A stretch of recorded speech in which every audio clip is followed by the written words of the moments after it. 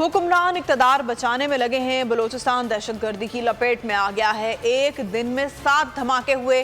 Quetta hub पुजदार में धमाके हुए। ज्यादातर जगह पर पुलिस को निशाना बनाया गया।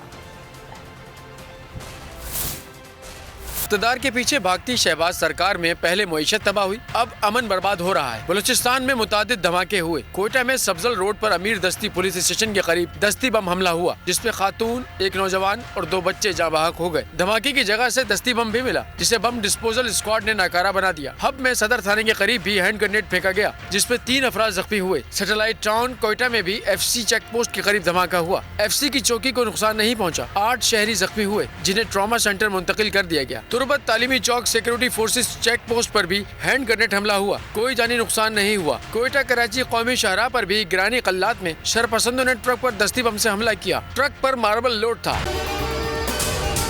अगर आपको ये वीडियो पसंद आई है तो हमारे चैनल को सब्सक्राइब करें और बेल आइकन को प्रेस करें। हकीकी आजादी की जंग में बोल भी कप्तान के हमकदम। इलेक्शन कराओ मुल्क बचाओ की लाइव ट्रांसमिशन, दिखाई लम्हा बलम्हा सूरत हाल। रील और रेटिंग में भी बोल न्यूज रहा नंबर 1। सब्सक्राइब करें और बेल दबाएं ताकि कोई खबर रह न जाए।